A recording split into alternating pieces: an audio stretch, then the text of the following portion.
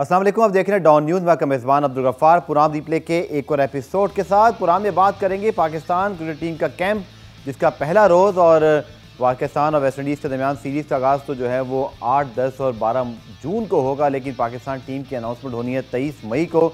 तो अब देखते हैं कि इन खिलाड़ियों की सिलेक्शन की जाती है, लेकिन कैंप के हवाले से आपको तफसीलात आगाह करेंगे। लाहौर कलंदर्स का प्लेयर डेवलपमेंट प्रोग्राम और इंग्लैंड के साबिक टेस्ट फास्ट बॉलर डैरन गस भी पाकिस्तान मौजूद हैं। यॉर्कशायर काउंटी के साथ चूँकि मुआहिदा है लाहौर कलंदर्स का, तो उनके साथ मुंसलिक होने की हैसियत से वो पाकिस्तान में मौजूद हैं। इस हवाले से ही बात करेंगे, साथ साथ दीगर कुछ खबरें हैं जिनके प्रोग्राम में आज शामिल किया जाएगा, लेकिन पहले आपको दिखा देते हैं रीप्ले हेडलाइंस। तो आपने देखी रीप्ले हेडलाइंस और शुरुआत करते हैं प्रोग्राम की। हमारे साथ कराची स्टूडियो से मौजूद है पाकिस्तान के सीनियर मोस्ट क्रिकेट जर्नलिस्ट कमर अहमद साहब, खुशामदीद कहते हैं सर। और हमें लाहौर से ज्वाइन कर रहे हैं टेलीफोन लाइन पर हमारे नुमाइंदे अबू बकर बिलाल। पहले उनसे ही आज के कैंप के हवाले से तफसीलात लेते हैं। अबू बकर, पहला रोज़ बाकायदा तौर पर ट्रेनिंग का, शदीद गर्मी तो है, अभी बड़ी बातें भी हो रही हैं कि शायद मैचेस भी जब होंगे अगर पिंडी में या मुल्तान में, जहाँ भी गर्मी के लिहाज से शायद टाइमिंग को आगे किया जाएगा, लेकिन बताइएगा पहले रोज़ क्या सरगर्मी रही पाकिस्तान क्रिकेट टीम के कैंप की?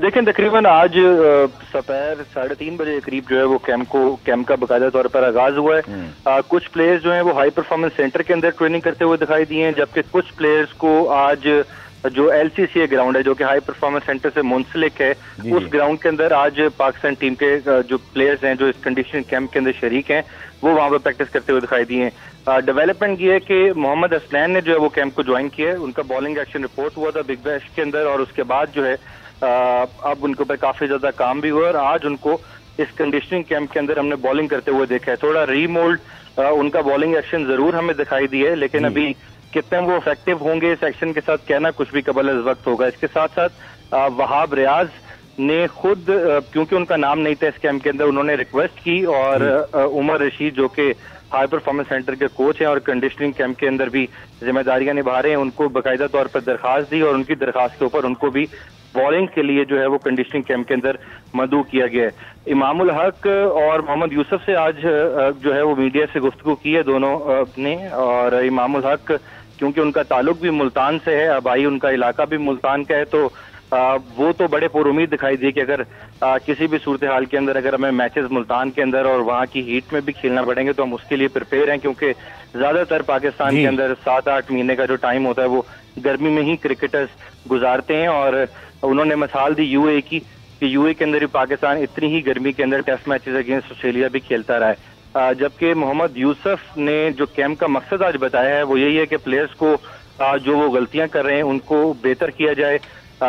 इसके अंदर टेस्ट क्रिकेटर्स को भी अपनी टेक्निक के ऊपर बात की जा रही है, जबकि वनडे टीम को भी फॉर्मेट बनाने के लिए मोहम्मद यूसुफ जो है हमें अब प्लेयर्स के साथ काम करते हुए दिखाई दिए।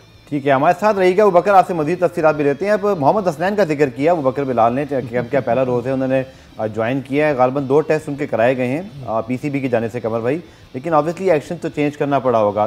स्पीड पे कितना फ़र्क पड़ेगा आपके ख्याल में, कितने इफेक्टिव हो सकते हैं? चूँकि 150 प्लस से बॉलिंग करने वाला कमर भाई कोई भी बॉलर एक बड़ा गोल्ड बॉलर होता है, इतने रोज़ आपको इतने तेज़ बॉलर नहीं मिलते। देखिए, बात दरअसल ये है कि आप पूरे क्रिकेट की तारीख उठा के देखें फास्ट बॉलरों की, जिनका एक्शन सस्पेक्ट करार दिया जाता है या लोगों की नज़रों में आता है और उनको रीमोल्ड किया जाता है, तो वो फिर वैसे उस टाइप के बॉलर होते रहते नहीं है। जी, सईद अजमल भी ऐसी मिसाल है। वो सईद अजमल स्पिनर, लेकिन मैंने दुनिया में सिर्फ एक ही खिलाड़ी ऐसा देखा है अपने टेन्योर में एज ए जर्नलिस्ट, कि जिसका एक्शन कम्प्लीटली चेंज कर दिया गया, जिसका बहुत ही अगली किस्म का एक्शन था, और जब उसको जॉन स्नो ने, इंग्लैंड के फास्ट बॉलर ने उसका एक्शन चेंज किया तो उसकी स्पीड भी तेज़ हो गई और एक्शन भी सही हो गया, और वो थे पाकिस्तान के साबिक कप्तान इमरान खान। जी जी, शुरू में ठीक है। लेकिन आपको याद होगा कराची का एक फास्ट बॉलर था, बैंकों में से खेलता था, अतीक, जी जी, जिसको कहते थे जेफ थॉम्सन का एक्शन है उसके एक्शन को चेंज करवा दिया पाकिस्तान के साबिक फास्ट बॉलर खान मोहम्मद ने, ठीक, और वो हमेशा के लिए क्रिकेट से खैरबाद हो गए, इसलिए कि फिर ना उनके पास पेस रही, ना उनका एक्शन रहा, ना कुछ भी नहीं रहा। नेचुरल चीज़ को जो आप चेंज करते हैं तो फिर बड़ा मुश्किल होता है वो एक डिफरेंट तरह के बॉलिंग एक्शन से गेन करना। मोहम्मद हसनैन की पेस बहुत ज़बरदस्त जो हम लोग देखते थे, बिल्कुल ठीक, तो जाहिर है कि उन पर जब चंद लोगों की निगाहें पड़ी कि इनका जो एक्शन है वो सही नहीं है, तो उसको रीमोल्ड किया गया है। अब उस रीमोल्ड एक्शन को मैंने नहीं देखा है, लेकिन जो देखने वाले ने मुझे इत्तला ये दी है कि वो ही इज़ लुकिंग गुड। ठीक है, आई होप कि वो अच्छी चीज़ ये भी कमर भाई कि स्टिल वेरी यंग, या वो यंग है, और वो अगर उनको मैं समझता हूँ कि ट्रेनिंग सही मिली और उन पर निगाह सही कोचेस की रही तो उनका ज़्यादा एक्शन चेंज नहीं कराएंगे। उनका जो एक्शन असल में था वो जब रिस्ट ड्यू करके मारते थे तो उससे लगता था कि ये सस्पेक्ट एक्शन है। ठीक है, आई होप के ही हैज़ उसकी रेमेडी कर दी हो जिसने भी इनको चेंज किया है, और उनकी पेस ना कम हुई हो, इसलिए कि उम्र नहीं होता कि जब आप चेंज करते हैं एक्शन फास्ट बॉलर के खासकर एक्शन को, ठीक है, तो उसकी पेस खत्म हो जाती है, उसकी बॉलिंग भी खत्म हो जाती है। ठीक है। वो बकर आप बताइएगा, क्योंकि 2 टेस्ट गालिबन हो चुके हैं, एक का भी टेस्ट का इंतजार था, कोई लेटेस्ट रिपोर्ट है बताइएगा, और फिर आईसीसी से हसनैन या पीसीबी कब तक रब्ता कर सकते हैं? लेकिन 2 टेस्ट करवाए हैं और पाकिस्तान क्रिकेट बोर्ड दोनों टेस्ट में ये दावा करता है, उनके जराए हमें ये बताते हैं कि उनके अंदर दोनों टेस्ट के अंदर पहले टेस्ट की निस्बत दूसरे टेस्ट में मजीद बेहतरी आई है। बेहतरी जरूर आई है, लेकिन अभी तक मुकम्मल जिस तरह 15 डिग्री के खम के अंदर उनका एक्शन होना चाहिए, तो वो मुकम्मल तौर पर अभी सेटिस्फाई नहीं है जो काम कर रहे हैं हाई परफॉर्मेंस सेंटर के लोग मोहम्मद हसनैन की बॉलिंग एक्शन पर। तो इसका से मजीद थोड़ा वक्त लिया गया है, और कैम्प में भी उनको बॉलिंग करवाने का मकसद ये है कि जो वो जो झिझकते हैं या उन्होंने जो अपनी बॉलिंग नहीं की नए एक्शन के साथ, तो वो यहाँ पर अपने जो स्टार क्रिकेटर्स हैं उनको बॉल करें, उनको फेस करें, ताकि मजीद उनका पता लग सके कि मोहम्मद हसनैन इस वक्त कितने रीमोल्ड हो चुके हैं एक्शन को लेके। लेकिन आज हमने उनको बॉलिंग करते हुए देखा है, बेहतर बॉलिंग कर रहे थे, पेस भी हमें कहीं ना कहीं दिखाई दी, लेकिन जिस तरह पहले 150 प्लस बॉल करते थे तो शायद आज हम जज नहीं कर सकते। हो सकता है वो आज जोर भी ना लगा रहे हैं उस तरह, वो एक अलग बात है, लेकिन जिस तरह कमर भाई ने कहा है कि एक्शन को दोबारा रीमोल्ड करने के बाद बहुत कम क्रिकेटर कामयाब हुए हैं, तो ये एक मोहम्मद हसनैन के लिए चैलेंज जरूर होगा। बिल्कुल, साथ साथ बताइएगा 23 मई को टीम की अनाउंसमेंट होनी है, और कुछ ये भी खबरें हैं कि शायद जो काउंटी खेलने वाले क्रिकेटर्स हैं उनको रेस्ट करवाया जाए। गो के राशिद लतीफ़ साहब का मेरे शो में मौजूद थे, उन्होंने कहा ये विरासत में मिला है कि कोई रेस्ट करना नहीं चाहता, तो ये एक प्रॉब्लम है हमारी क्रिकेट का। हालांकि बहुत सख्त गर्मी में और वेस्ट इंडीज़ की एक ऐसी टीम के खिलाफ अबू बकर मैचेस हो रहे हैं जो बहुत स्ट्रांग नहीं है, क्या रेस्ट मिलेगा कुछ प्ले को? मुख्तसर बताइएगा। देखिए, रेस्ट शाहीन शाह अफरीदी तो वैसे ही वापस आ चुके हैं, और अगर हसन अली को रेस्ट दिया जाता है तो फिर मेरा ख्याल है कि शाहीन शाह अफरीदी जो है वो स्क्वाड में हमें दिखाई दे सकते हैं। लेकिन सही बात है, काफ़ी क्रिकेटर्स को जो ये है वो खुद भी ये चाहते हैं कि वो पाकिस्तान टीम में की तरफ से खेलें आया कि काउंटी क्रिकेट। लेकिन शान मसूद के हवाले से न्यूज़ ये है कि शान मसूद को Pakistan cricket board highly rate कर रहा है, और इस वक्त मोहम्मद यूसुफ ने भी आज जब मीडिया से गुफ्तगू की तो शान मसूद को काफ़ी ज़्यादा रेट किया, और उनका यही कहना था कि वो इस वक्त पाकिस्तान टीम में आपको दस्तयाब हैं और पाकिस्तान उनके ऊपर फोकस कर रहा है कि वनडे क्रिकेट के अंदर भी उनको वापस लाया जाए। ठीक है, कमर भाई बड़ी पता इसको ब्लेसिंग कहें या ब्लेसिंग के डिस्गाइज कहें कि we have too many top order batsman, यानी कि पहली रिजवान बाबर T20 में बहुत अच्छा खेल रहे हैं, इमाम की परफॉर्मेंस वनडे बहुत अच्छी है, फिर हमने देखा कि अब्दुल्ला शफीक बहुत अच्छा खेल रहे हैं टेस्ट मैचेस के अंदर ऑस्ट्रेलिया के खिलाफ। Now Shan Masood performing superbly in county cricket, but again he is the top order batsman, तो we have too many top order batsman, और मिडल ऑर्डर में एक बहुत खला नजर आ रहा है स्पेशली मोहम्मद हफीज के जाने के बाद। तो ब्लेसिंग तो है वहाँ पर, लेकिन नीचे काम सही नहीं है। ये तो बहुत अच्छी बात है कि इतने सारे बैट्समैन वो फॉर्म में कंसिस्टेंसी उनमें थोड़ी आ गई है तजुर्बे के साथ साथ। देखिए, काउंटी क्रिकेट का एक ज़माना था 70s 80s में और इवन 90s के अंदर कि पाकिस्तान के कम से कम 8 खिलाड़ी काउंटी क्रिकेट में खेल रहे थे। कमर भी कहते हैं कलामी इस बार आपने गिने ही होंगे सारे, हारिस, शाहीन, जफर, रिजवान, फिर बाबर तो नहीं है, लेकिन इसके अलावा जो हमारे कम से कम 6 प्लेयर्स थे, ये बड़े अरसे बाद हुए। Good sign for Pakistan, very good sign, इसलिए कि 5 महीने consistent systematic cricket county cricket में इस जैसी दुनिया में क्रिकेट होती नहीं है। ठीक, लेकिन 60s से जो मैं अर्ली 60s से और अब तक काउंटी क्रिकेट जो मैंने देखी है उसमें एक से एक दुनिया के टॉप के खिलाड़ी, इंग्लैंड के, ऑस्ट्रेलिया के और इवन इंडिया के गवास्कर भी खेले पुजारा खेल रहे हैं जो टेस्ट, और पाकिस्तान के सारे टॉप के माजिद खान है और सरफराज नवाज, मुश्ताक मोहम्मद, सादिक मोहम्मद, जहीर अब्बास, वसीम वकार, ये जिसका आप नाम ले वो लोग काउंटी क्रिकेट में खेल रहे होते। It polishes your technique and skills. लेकिन वो ज़माना वो था कि इंग्लैंड में भी काउंटी क्रिकेट बड़ी स्ट्रॉन्ग और टफ होती थी। अब जो प्रॉब्लम काउंटी क्रिकेट की है वो ऐसी स्टैंडर्ड की नहीं है जो 70s और 80s में 90s में थी। तो लिहाजा कि उस तरह के अटैकिंग फास्ट बॉलर या स्पिनर तो खैर इंग्लैंड में बहुत कम होते हैं, उस तरह के स्टैंडर्ड हो क्रिकेट का।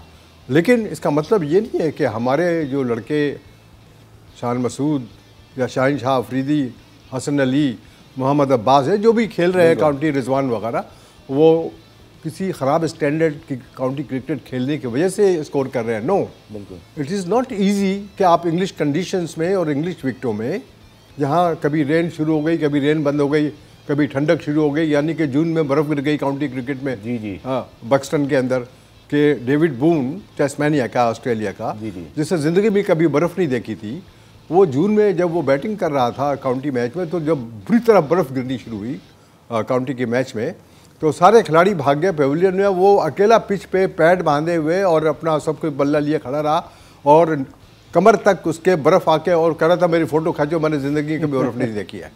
तो ऐसा भी हो जाता है काउंटी क्रिकेट में। बिल्कुल। इंग्लैंड की बात करें तो बहुत बड़ा ट्रांजिशन पीरियड है वहाँ पे। ब्रेंडन मैकलम की बड़ी इंटरेस्टिंग किस्म की हायरिंग हुई है। दूसरा, टॉम हैरिसन के चीफ एग्जीक्यूटिव हैं, उन्होंने आज ऐलान किया कि वो स्टेप डाउन कर रहे हैं।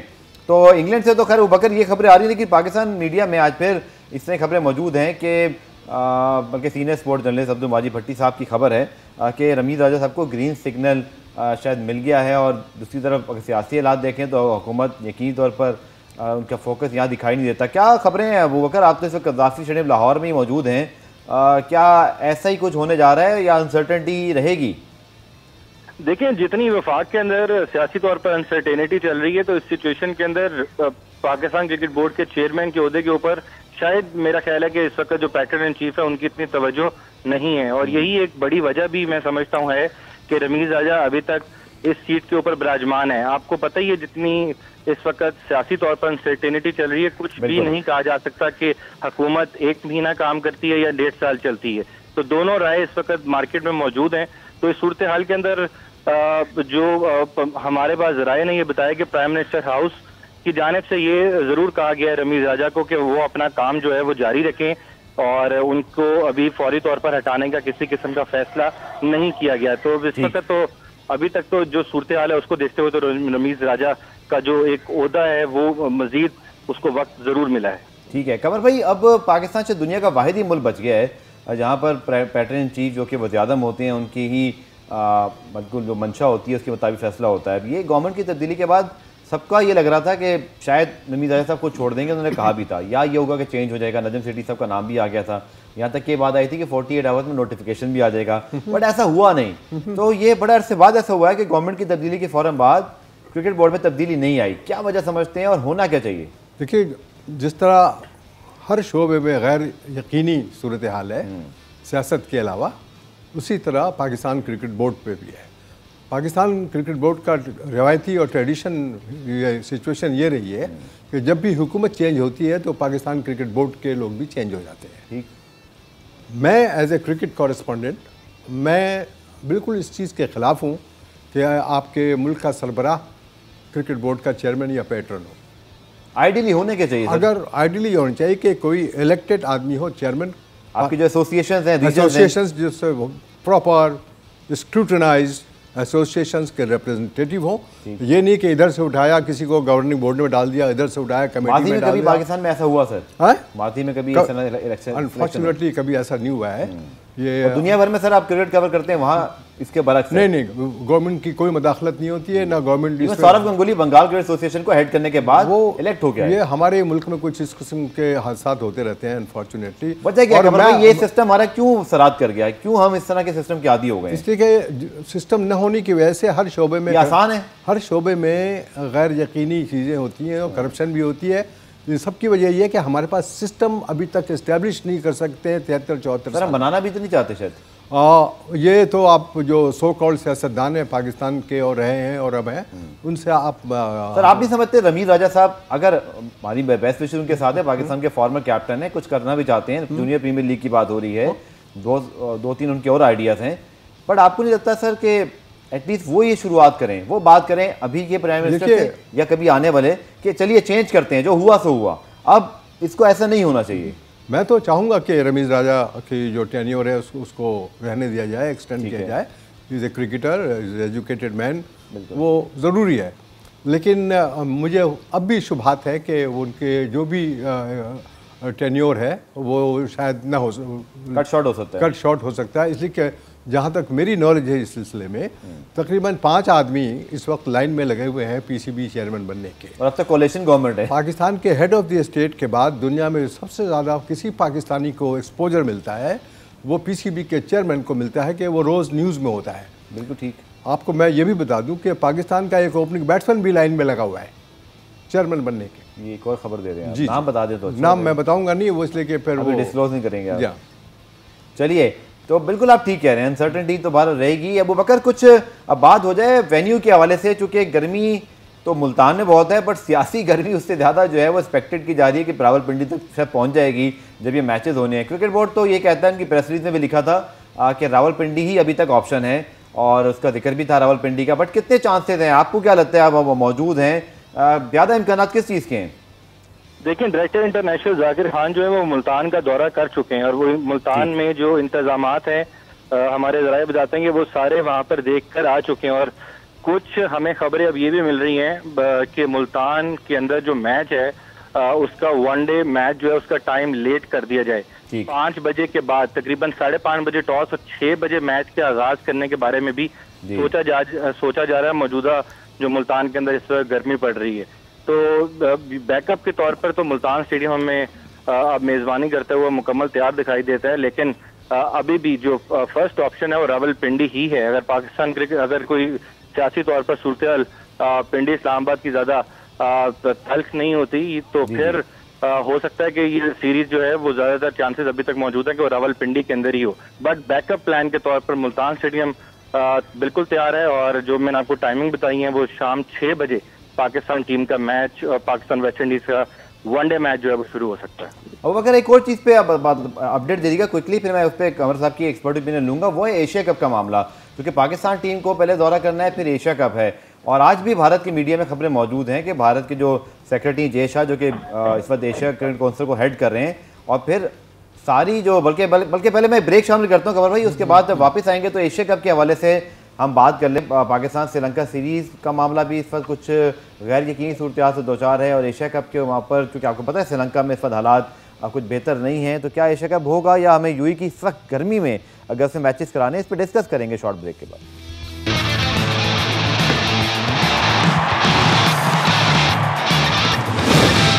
पुराब रिप्ले में खुशामदेद। कमर भाई, आपने बिल्कुल ठीक निशानदेही की थी कि जो रीजनल एसोसिएशन हैं या जो एसोसिएशन है, बट इसमें एक और मसला भी तो है ना, पाकिस्तान क्रिकेट बोर्ड भी कभी हमारी टीमें डोमेस्टिक की होती हैं, रीजन्स एसोसिएशन मुस्तमिल, फिर हम चलते जाते हैं डिपार्टमेंट की तरफ। तो ये भी तो प्रॉब्लम है कि क्रिकेट की लेवल पे भी प्राइम मिनिस्टर का विजन तो बाद में आएगा, हमारी क्रिकेट भी तो डिवाइडेड है।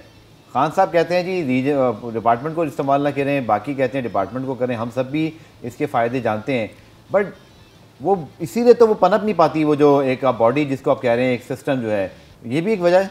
मैंने पहले ही आपको ये कहा है कि जब कोई सिस्टम नहीं होता जहाँ पर प्रॉपरली इलेक्टेड लोग टीम मैनेजमेंट नहीं करते या गवर्नमेंट को मैनेज नहीं करते प्रॉपरली इलेक्टेड लोग, किसी भी शोबे को, आप स्पोर्ट्स का हो या किसी भी शोबे का, तो वहाँ पर इसी किस्म की खामियां हमेशा रहती हैं।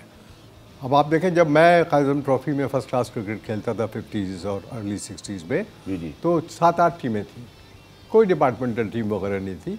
और लेकिन कारदार की ये दूरअंदेशी, अब्दुल हफीज़ कारदार की, जो पाकिस्तान के सबसे पहले टेस्ट कैप्टन थे, उन्होंने देखा ये तो भूखे मर जाएंगे खिलाड़ी अगर स्पोर्ट्समैन, इनको हमने पैसे वैसे सही ज़रिया नहीं इस्तेमाल किया इनके लिए। ठीक रीज़न भाई, इकनॉमिक कंडीशन को देखते हुए ये डिपार्टमेंट टीमें खोली गई ताकि लोगों को नौकरी भी मिले, कैरियर भी बने और क्रिकेट भी खेलें। इससे पाकिस्तान को बहुत ज़बरदस्त बूस्ट मिला, पाकिस्तान की क्रिकेट को बहुत तरक्की हुई। अब रहा ये इलेक्टोरल सिस्टम। जी, मेरा ही सवाल था, जो आपका सवाल है, उसमें पाकिस्तान क्रिकेट बोर्ड जब से बना है 48 से 47 से अब तक, और 53 में डोमेस्टिक क्रिकेट यहाँ की काज़म ट्रॉफी शुरू हुई, उस वक्त से अब तक वही दकियानुसी निज़ाम यहाँ पर चल रहा है।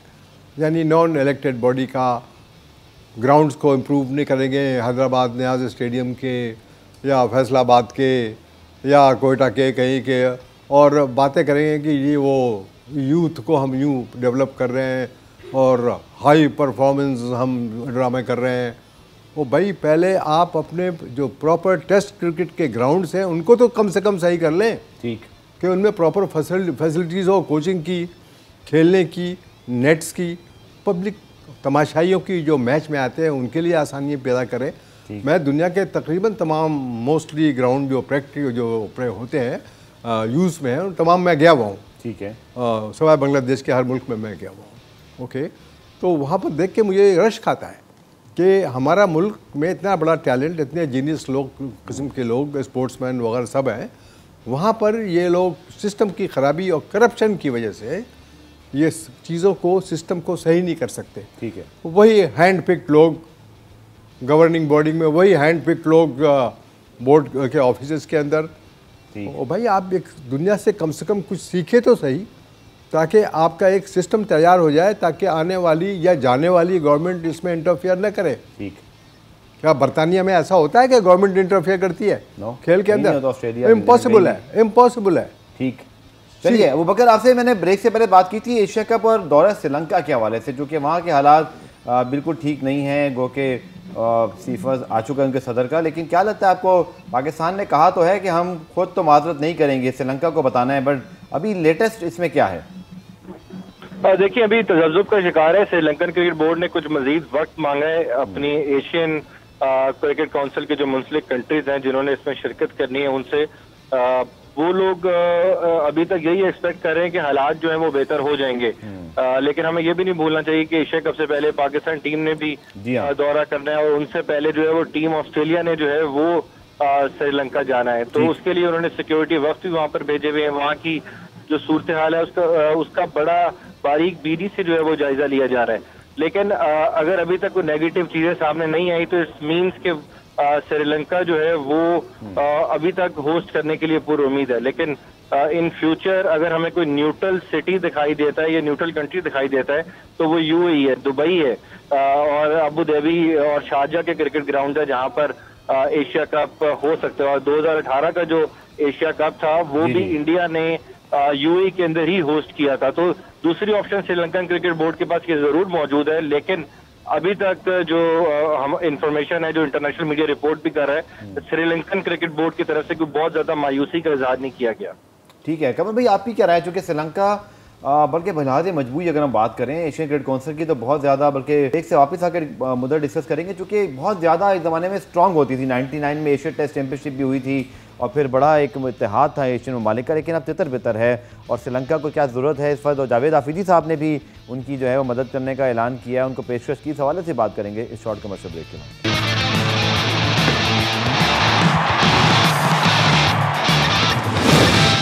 प्रोग्राम के आखिर से बात करेंगे पाकिस्तान के वेस्ट इंडीज़ के वनडे स्क्वाड के हवाले से। और कमर भाई बहुत ज़्यादा बात हो रही है, राशिद लतीफ़ साहब ने भी कल कहा कि नौजवान खिलाड़ियों को मौका देना चाहिए, लेकिन हमारे यहाँ ज़रा प्लेयर्स रिलेक्टेंट होते हैं और हम उसमें दे नहीं पाते। लेकिन वेस्ट इंडीज़ की टीम इतनी कुछ उसमें दमखम नहीं है, एक ट्रांजिशन से गुजरी, गेल नहीं है, पोलार्ड नहीं है, ब्रावो नहीं है, इसी तरह बड़े बड़े नाम उनके पास नहीं रहे। क्या हमारी अप्रोच होनी चाहिए सिलेक्शन की, कंसिडरिंग कि हमको वर्ल्ड कप खेलना है अगले साल ही ओडीआई का? देखिए, वेस्ट इंडीज़ का जो डिक्लाइन और जवाल पिछले चंद सालों में हम सब लोगों ने देखा है, बिल्कुल बॉलिंग और बैटिंग दोनों शोबों में। लेकिन पिछले 1-1.5 साल में जो मैं देख रहा हूँ, जिनको वॉच करता हूँ मैं वेस्ट इंडीज़ को, काफ़ी इन्होंने डेवलप करके और अब ये ऊपर आने शुरू हो गए हैं। फिर टेस्ट टीम उनकी बेहतर हुई और इनकी परफॉर्मेंस टेस्ट में बेहतर से बेहतर होती जा रही है। पाकिस्तान चूँकि होम ग्राउंड पे खेल रहा होगा इनके खिलाफ, ये वनडे सीरीज़ और टेस्ट क्रिकेट में आसमान ज़मीन का फ़र्क होता है। बिल्कुल, ये डिफरेंट एटीट्यूड होता है, डिफरेंट स्पिरिट्स होती हैं, डिफरेंट सिस्टम होता है। तो पाकिस्तान के खिलाड़ी इस वक्त जिस तरह से परफॉर्म कर रहे हैं काउंटी क्रिकेट में, ये बड़ी खुशाइंद बात है कि जब वो वापस आएंगे and they become a part of Pakistan cricket 11 जो कि वेस्ट इंडीज़ को फेस करेगी वनडे क्रिकेट के अंदर, तो एक डिफरेंट बॉल गेम होगी वेस्ट इंडीज़ के लिए। वो इसलिए भी कि West Indies will be playing on Pakistan backyard. ठीक है कमर भाई, एक तजवीज़ ये भी है कि जो हमारे काउंटी के तमाम प्लेयर्स हैं जिन्होंने वहाँ पड़ा अभी ऑलरेडी 6-7 से मैचेस खेल लिए, ट्रैवल किया है, 4 रोज़ा मैचेस हैं, ऑब्वियसली वनडे इंटरनेशनल या T20 नहीं है, इनको किसी को रेस्ट करवा दिया जाए, आप इस बात को सपोर्ट करेंगे? देखिए खिलाड़ी बड़े शोर मचाते हैं जब बहुत ज़्यादा क्रिकेट हो रही होती है, प्रोफेशनल खिलाड़ियों की बात कर रहा हूँ मैं, कि जी बहुत क्रिकेट हो रही है और हम थक जाते हैं, हम यूँ करते हैं, लेकिन जब खेलने का वक्त होता है तो सबसे पहले तैयार होते हैं मैं खेलूँगा। ऐसा क्यों है?